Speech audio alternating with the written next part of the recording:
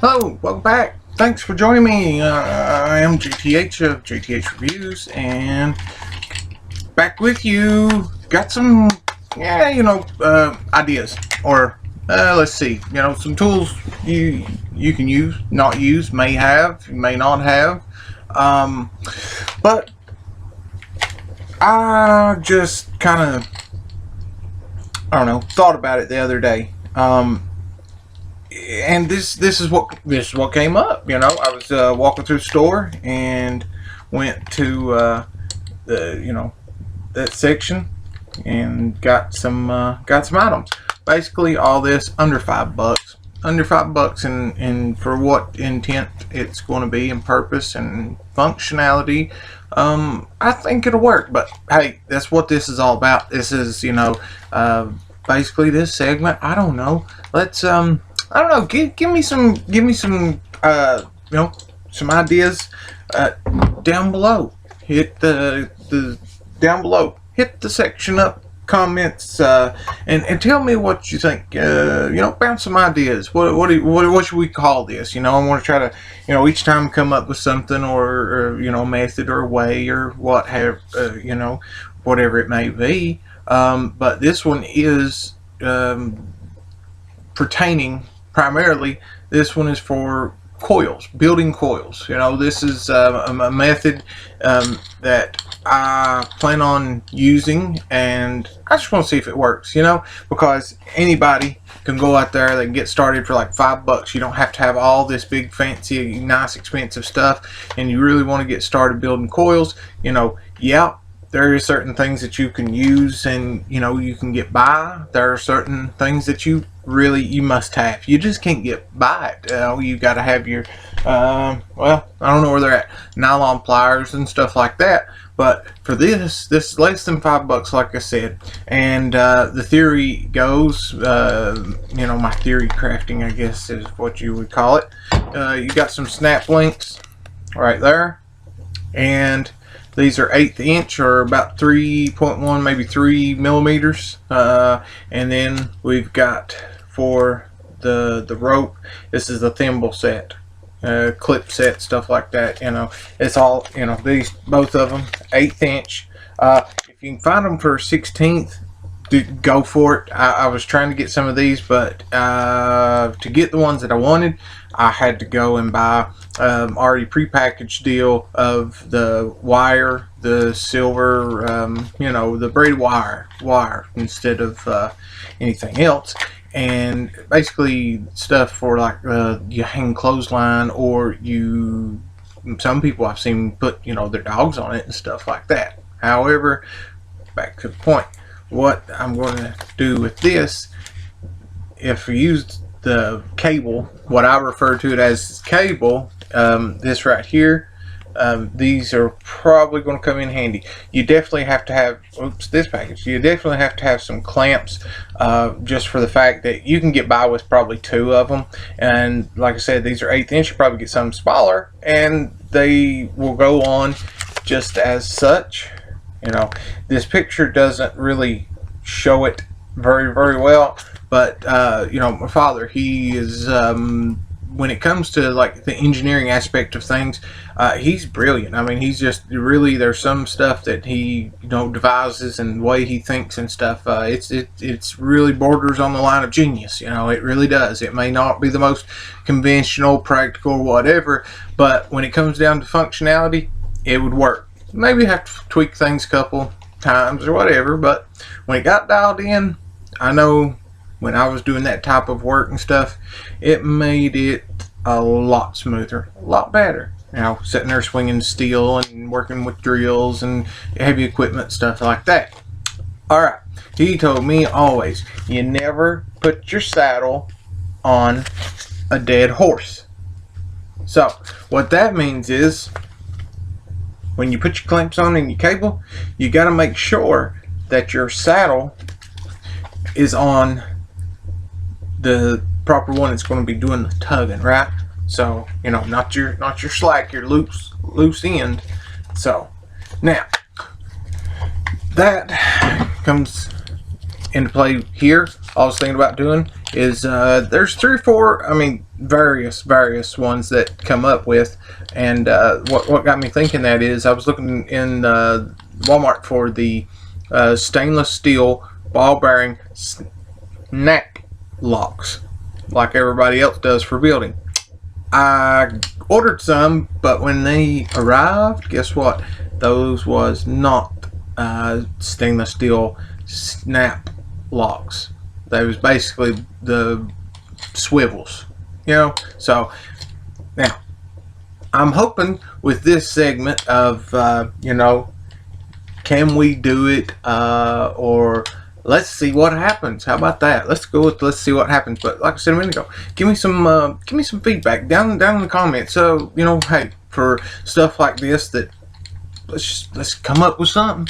Now this way you can do it, and right here, you see that? This is basically just a caster wheel. This is your wheel, common wheel on stuff. I seen some when I was in the store. They was in a pack, 4-pack, and a mop bucket, and I looked at them. I was like, hey, those look like the very thing I'm needing. But I wasn't about to drop like $50 for some super big, heavy duty commercial mop just for the wheel. So did some more looking and come up with this. Now check this out. You can see that right there. I call them stillies. Well, that's your ball bearings. This one's got about 15 in it. So hey, more surface area, but it's got more, you know, instead of just sitting there counting them one. So what we're going to do is, with this, we're going to see if we can either put it on like that, you know how you got your stands, and of course I didn't grab mine to do that. Maybe I'll throw up the video in this, or we'll get there. But I will try to show the best that I can. Boy, don't you hate when that happens? You sure do. I sure do myself. So I hate when right in the middle of something and I forgot to turn off my phone. But now, however, this right here, we're going to take and either, you know, those that's with me that are builders, you'll know what I'm saying. If you've got, you know, made a stand and you're like mine, I basically seen Sherlock Holmes's, and I made one myself. You know, I didn't order one, didn't have, you know. Okay, so we've got a board, and then we've got a, you know, another one. So this one is running as such on its side. This one is straight up and down and flat. So boom, you put this one on the backboard, and then you have to deal and contend with this. What I would do is I would easily take that part right there off, pull my pin, and then I would make on these right here, I would make some cuts. Let me show you a little something what I'm talking about. Is that one good? That'll work.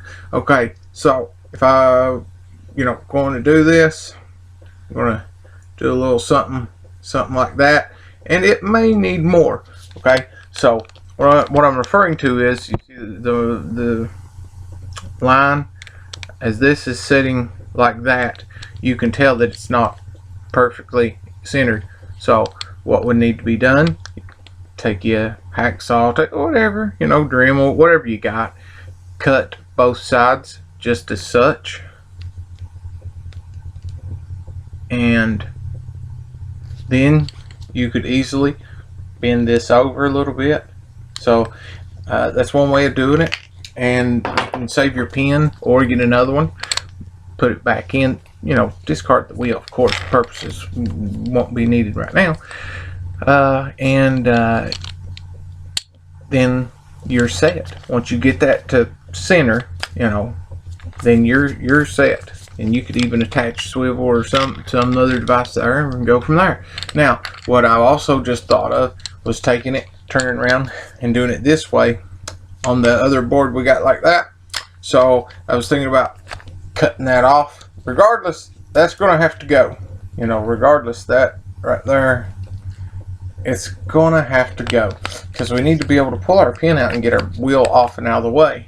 So then with our board that's like this, all I'd have to do is spread this out a little bit, maybe, you know, between there, the gaps, and let this thing sit right on the board.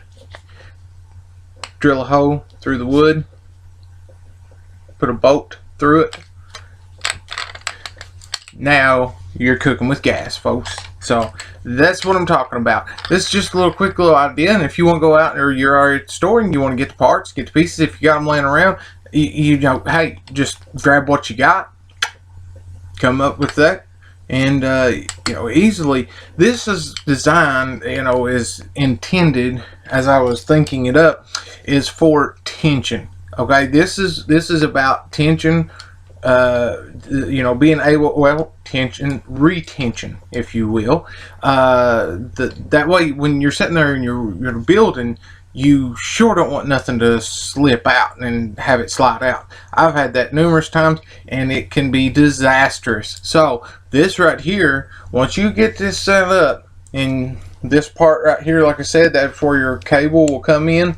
You can run one to each one here, and clamp it on the back side. And I'll have to think that over a little bit more, because now that I'm thinking of that, it may not be just perfect, but you want to keep the weight to a minimum. So I'm going to come up with something to go from here, both sides, each corner, that's going to meet in the middle.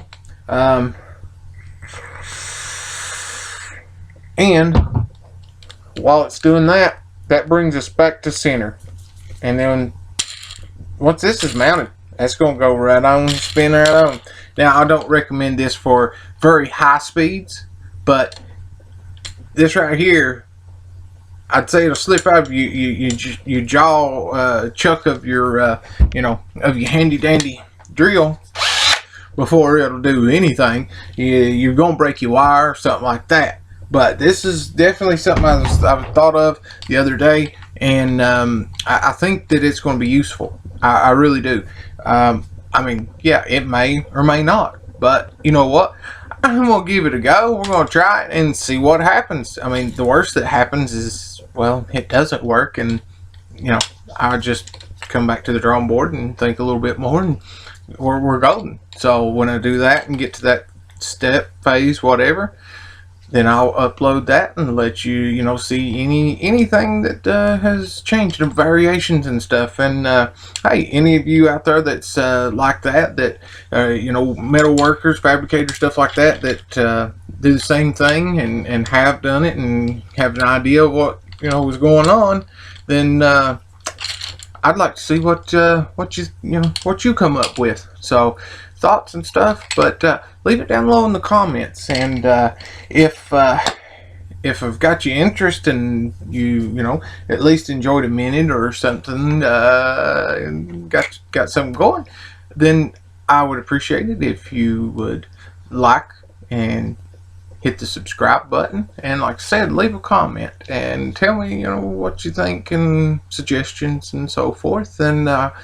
And I greatly appreciate it. I truly do. I really appreciate you know, each one of my subscribers that I do have. Any of the, you know, those of you that's new and joining and stuff, be sure to click the bell.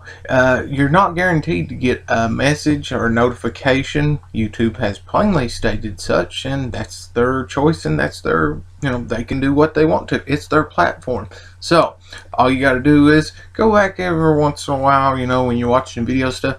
Hey, if it pops up and you see red, then they've unsubscribed you. It happens. It does. So on that note, let's have a toot and scoot. I do appreciate it. I thank you for joining me, and like I said, like, comment, and you can subscribe, get notified. Well, let's just see how it goes. Work in progress. That's what we should possibly go with. Maybe that's what it'll be. Work in progress. I don't know. Have a good one, everybody, and I thank you once again. JTH is out of here.